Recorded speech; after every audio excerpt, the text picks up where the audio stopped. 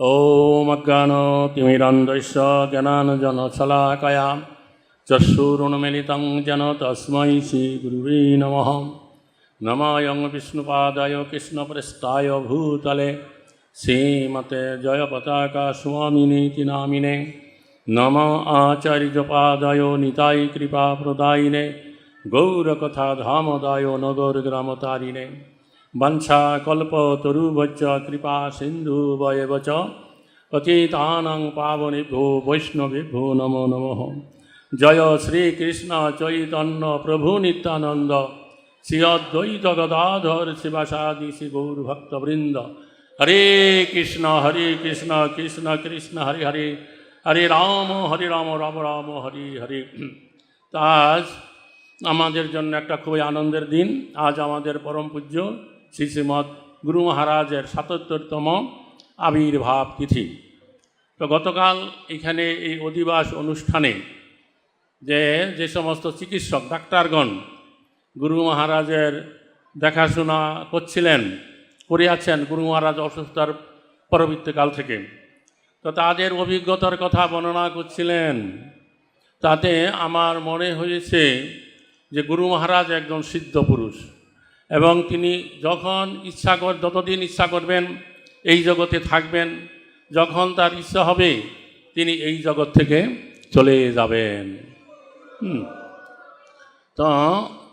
তো এই যে গুরুদেব এবং তার যে শিষ্য থাকে, তো এই শিষ্যদের মাঝে যদি কোনো গোলযোগ থাকে, গুরুদেব যদি তা শান্ত করতে না পারেন, অনেক সময় গুরুদেব কী করেন, তার ইষ্টদেব ভগবানের কাছে প্রার্থনা করেন তিনি যেন তাকে এই জগৎ থেকে নিয়ে যান।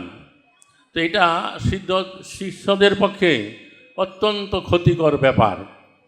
আর গুরুদেব যদি ইচ্ছা করেন যে তিনি আরও দীর্ঘদিন থেকে তার শিষ্যদেরকে তিনি গাইড করবেন, পরিচালনা করবেন, এটা শিষ্যদের জন্য খুবই মঙ্গলজনক। তো আমাদের গুরুদেব বহুবার তিনি অনেক বিপদে পড়েছেন, তথাপি তিনি আমাদের মাঝে থেকে তার এই শিষ্যদের কল্যাণের জন্য, নির্দেশনার জন্য তিনি ভগবানের কাছে প্রার্থনা করেছেন। সেটা যে 89 সালে স্পেনে মাদ্রিদে তিনি যেন আক্রান্ত হয়েছিলেন, আমরা গুরুদেব মহারাজের মুখে শুনেছি। তিনি তখন ভগবান শ্রীকৃষ্ণের কাছে প্রার্থনা করেছিলেন যে আমার শিষ্যরা এখনও প্রস্তুত হয় নাই, আমার এই জগতে থাকার আরও প্রয়োজন আছে। তো কৃষ্ণ তা মঞ্জুর করেছেন, তাকে অল্প দিনের ভিতরেই সুস্থ করে দিয়েছেন।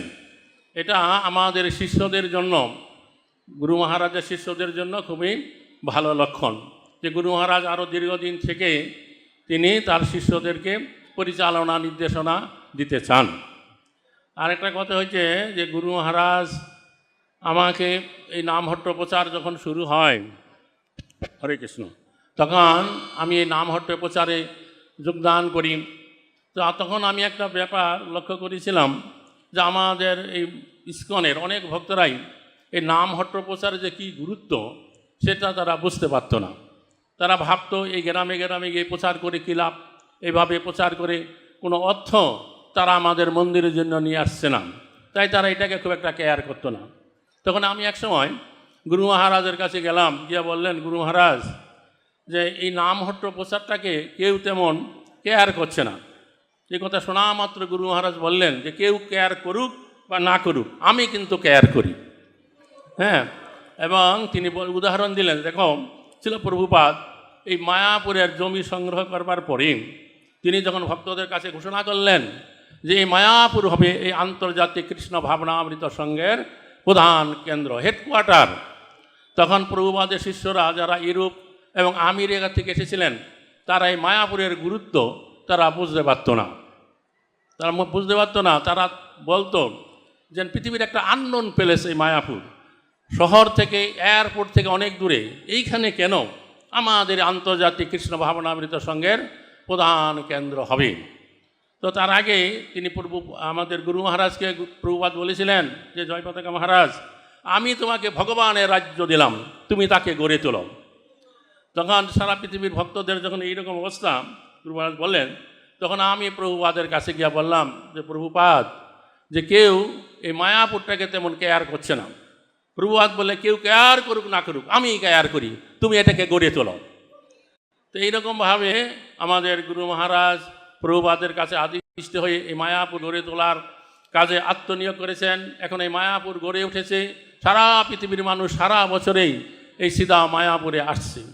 তো তেমনি আমাদের নামহট্ট প্রচার যখন প্রথমে এরকম ভক্তদের দ্বারা অবহেলিত হচ্ছিল, আমরা আন্তরিকভাবে গুরু মহারাজের নির্দেশ অনুসারে প্রচার চালিয়ে গিয়েছি।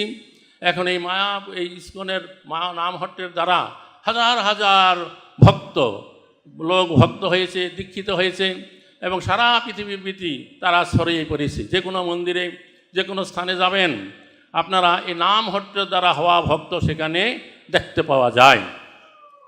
তো এই বছর আমি এই দোলে পূর্ণিমার পরেই বৃন্দাবনে গিয়েছিলাম।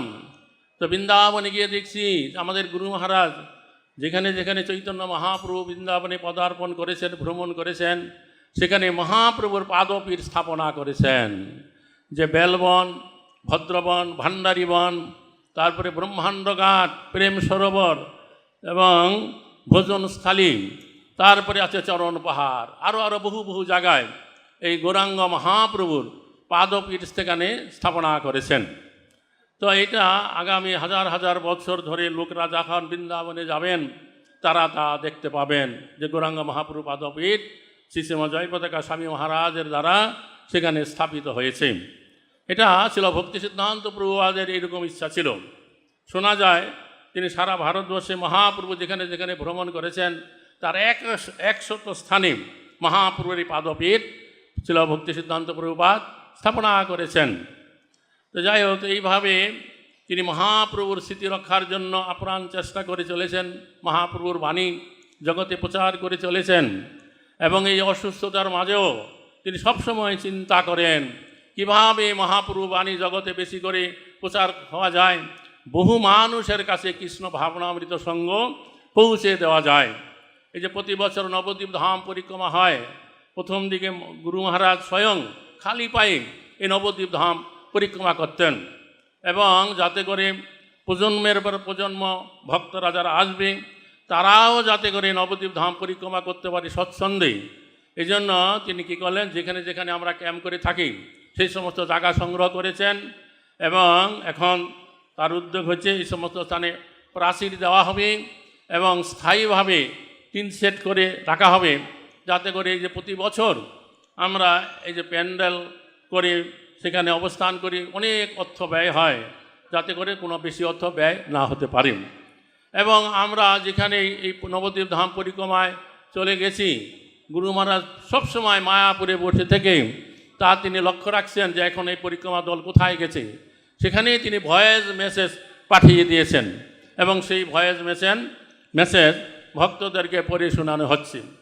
তো যাই হোক, এইভাবে দেখা যায় গুরু মহারাজ এই অসুস্থতার মাঝেও তিনি কী করছেন, সবসময় চিন্তা করছেন কী করে গৌরাঙ্গ মহাপ্রভু বাণী জগতে প্রচার হবে, অধিক থেকে অধিকতর লোক মহাপ্রভুর এই বাণী গ্রহণ করবে এবং তারা তাদের এই মানব জীবনকে সাফল্যমণ্ডিত করে তুলতে পারবে। তারপরে আমরা যখন প্রথম এই যে প্যান্ডেল প্রোগ্রাম করতাম, প্রথম আমরা উত্তরবঙ্গে প্যান্ডেল প্রোগ্রামে যেতাম। তো প্রতি বছরই গুরু মহারাজ আমাদের জন্য 10-12 দিন সময় তিনি দিতেন, তিনি স্বয়ং সেখানে উপস্থিত থেকে সেই প্যান্ডেল প্রোগ্রাম পরিচালনা করতেন এবং কিভাবে আমরা আরও বেশি মানুষের কাছে নামহট্ট প্রচার করতে পারি তদ বিষয়ে আমাদের উপদেশ নির্দেশনা দিয়ে দিতেন। তারপরে কি হলো, গুরু মহারাজ যখন প্রথম দিকে আমরা যখন গুরু মহারাজের সান্নিধ্যে যেতাম তখন গুরু মহারাজ সবসময় আমার সাথে হাস্য পরিহাস করে কথা বলতেন। তো অসুস্থতার পরে আর সেই ব্যাপারটা আর হচ্ছে না। তো এবং গুরু মহারাজের অনেক কথা কাছে গিয়ে বললেও আমি বুঝতে পারি না, এটা আমার জন্য অত্যন্ত বেদনাদায়ক। তো যাই হোক, এইভাবে গুরু মহারাজ তার আপন ইচ্ছায় এই জগতে যতদিন ইচ্ছা তিনি থাকবেন এবং আমাদেরকে নির্দেশনা দিবেন, এটা আমরা আশা করি। হরে কৃষ্ণ, ধন্যবাদ। নিতাই গৌর সীতানাথ প্রেমানন্দে, হরি হরি।